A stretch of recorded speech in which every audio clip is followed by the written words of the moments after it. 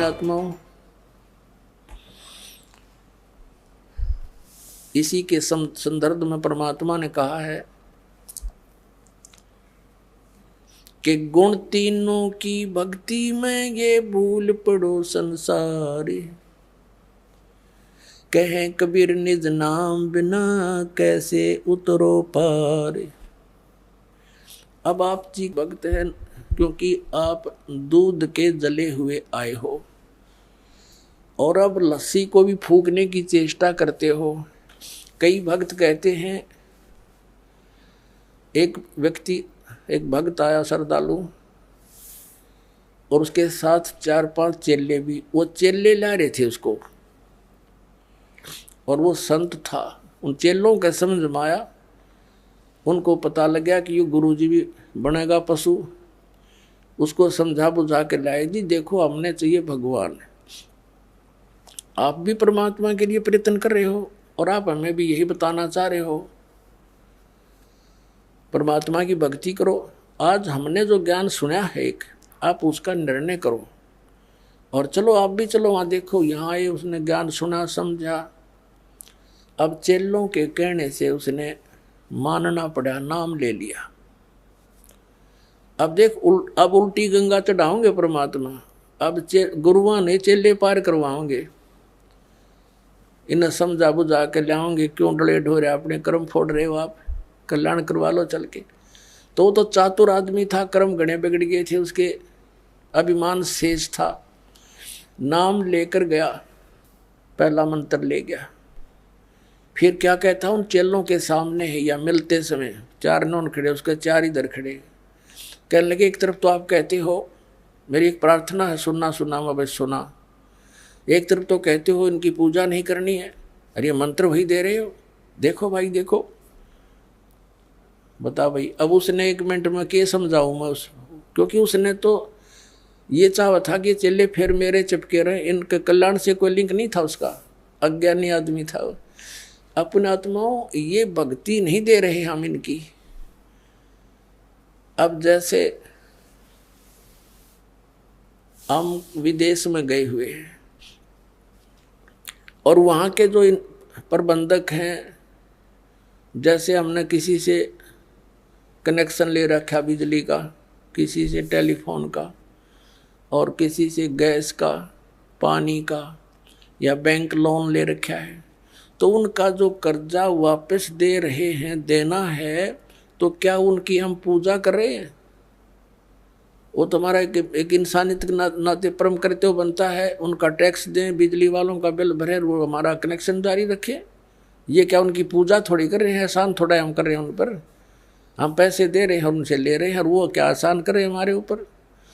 तो इतनी समझ रहेगी, अभिमान छूटता नहीं प्राणी का।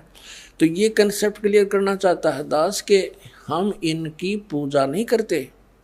हम पूजा तो कबीर परमात्मा की करते हैं, उस सतलोक में जाने की करते हैं। उसके लिए जो जो भी क्रियाएं हमने करनी है वो क्रियाएं कर रहे हैं हम। ये अब इनकी मजदूरी कर रहे हैं, साधना कर रहे हैं, पूजा नहीं कर रहे हम। अब कैसे कर रहे हैं, पहले तो ये कंसेप्ट करते हैं क्लियर कि 3 देव की जो करते भक्ति उनकी कदे ना होवे मुक्ति। अब ये तो है सही साधना, ऐसे करने से लाभ होगा, गीता ज्ञानदाता कहता है।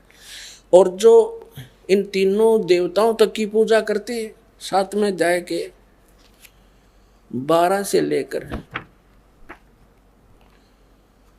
और 15 तक रजगुण ब्रह्मा, सतगुण विष्णु, तमगुण शिव जी की जो साधना करते हैं, इन्हीं को इष्ट मानकर पूजते हैं, उनके लिए कहा है। जो इनको फाइनल गॉड मान रहे हैं, कंप्लीट गॉड, तो उनके लिए कहा है कि वो मुक्ति प्राप्त नहीं कर सकते, मोक्ष प्राप्ति नहीं हो सकती उनसे। इस 7वें अध्याय में निर्णायक ज्ञान दे रखे है।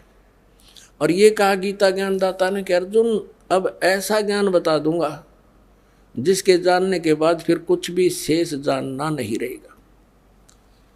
और कति बिल्कुल सही बता रखा है, देखिएगा ये 7वां अध्याय है, इसका दूसरा मंत्र देखिएगा। मैं तेरे लिए इस विज्ञान सहित तत्व ज्ञान को पूर्णतः कहूँगा जिसको जानकर संसार में फिर कुछ भी जानने योग्य शेष नहीं रह जाता। हो गया खत्म। हम इसको थोड़ा सा शॉर्ट में पढ़ेंगे। 7वें अध्याय का हम 12 से शुरू करते हैं। 7वां अध्याय का हम 12 से शुरू करेंगे। ये 12वां श्लोक। अभी और भी जो सतगुण से उत्पन्न होने वाले भाव हैं और रजोगुण से तथा तमोगुण से उत्पन्न होने वाले भाव हैं, उन सब को मुझसे ही होने वाले हैं ऐसा जान, परंतु वास्तव में उनमें मैं और वे मुझ में नहीं है।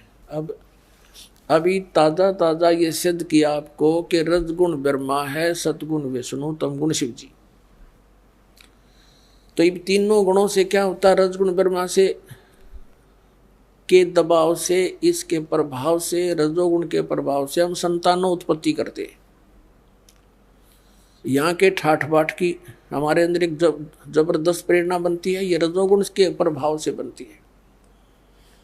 और फिर सतीथि सतोगुण प्रभाव से एक दूसरे में ममता मोह फंस जानी, जबरदस्त जकड़े जाते हैं। और तमोगुण का अपना पता ही है, क्रोधाना, ये भगवान शंकर के विष्णु जी के तमोगुण से है। तो क्या बताया है कि इन तीनों गुणों से जो कुछ भी हो रहा है, सतीथि सृष्टि, सतीथि और संहार, इसका निमित्त मूल कारण तो मैं हूँ, लेकिन मैं इनमें नहीं, ये मुझ में नहीं, क्योंकि ये इनसे अलग रहता है, अपने पुत्रों से भी गुप्त रहता है। ये काल के पुत्र हैं, रजगुण ब्रह्मा, सतगुण विष्णु, तमगुण शिव जी। तो ये क्या बता रहा है आगे देखिएगा। 7वें अध्याय का 13वां श्लोक पढ़ेंगे। 12वां हमने पढ़ लिया। गुणों के कार्य रूप सात्विक, राजस, तामस, इन तीनों प्रकार के भावों से सारा संसार, प्राणी समुदाय मोहित हो रहा है। इन तीनों गुणों से परे मुझ अविनाशी को नहीं जानता। अब इस कितना कह रहा है कि ये तीनों गुणों के, रजगुण ब्रह्मा, सतगुण विष्णु, तमगुण शिव जी से ही जकड़ी हुई है इनकी बुद्धि। इनसे ऊपर ब्रह्म मुझे भी ना जानते, इनसे अधिक लाभ मैं दे सकता हूँ। आगे देखना 14वें में क्या किया। अध्याय नंबर 7 के श्लोक नंबर हम 14 को पढ़ रहे हैं। क्योंकि यह अलौकिक अति अद्भुत त्रिगुणमयी मेरी माया, रजगुण ब्रह्मा, सतगुण विष्णु, तमगुण शिव जी के द्वारा फैलाया गया जाल बड़ी दुस्तर है, यानी बड़ी खतरनाक है। परंतु जो पुरुष केवल मुझको निरंतर भजते हैं, वे इस माया का उल्लंघन कर जाते हैं, अर्थात इससे ऊपर उठ जाते हैं, जो ब्रह्म साधना करते हैं। अब 15वें में कहा है, इस माया के द्वारा जिनका ज्ञान हरा जा चुका है, रजगुण ब्रह्मा, सतगुण विष्णु, तमगुण शिव जी तक जो सीमित है, तमगुण शिव जी तक जो सीमित है, इन्हीं को इष्ट मानकर पूजते हैं, इनसे आगे किसी की सुनने को तैयार नहीं, और किसी की बात को नहीं सुनते। ये देखिए, वे असुर स्वभाव को, राक्षस स्वभाव को धारण किए हुए मनुष्यों में नीच, दूषित कर्म करने वाले मूर्ख मूढ़ लोग मुझको नहीं भजते। और फिर अपने बारे में बताता है, मेरी भक्ति भी 4 प्रकार के करते हैं। चतुर्विधा भजन्ते माम जना सुकृत न अर्जुन, आर्त जिज्ञासु अर्थार्थी ज्ञानी च भर्तृ। गीता ज्ञानदाता ने स्पष्ट कर दिया कि मुझे छोड़कर अन्य देवताओं की, रजगुण ब्रह्मा, सतगुण विष्णु, तमगुण शिव जी की जो पूजा करते हैं, और किसी की उन पर वहाँ तक उनकी बुद्धि हरी जा चुकी है, इनसे आगे कोई सुनते नहीं। जैसे ये आचार्य, शंकराचार्य, ये जितने भी पवित्र हिंदू धर्म के धर्म गुरु हैं, ये ब्रह्मा विष्णु महेश, ये विष्णु जी, शंकर जी और श्री कृष्ण जी पर हमारी बुद्धि को सीमित कर दिया। हम इन ताकि किसी की सुनने तैयार नहीं, कट मरे एक दूसरे के साथ हैं। तो कहते हैं राक्षस स्वभाव को धारण किए मनुष्यों में नीच, दूषित कर्म करने वाले मूर्ख, ये मेरी भक्ति भी ना करते हैं। ओए होए, अब इनको 4 संज्ञा दे दी एक श्लोक में। राक्षस स्वभाव को धारण किए हुए मनुष्यों में नीच, दूषित कर्म करने वाले मूर्ख,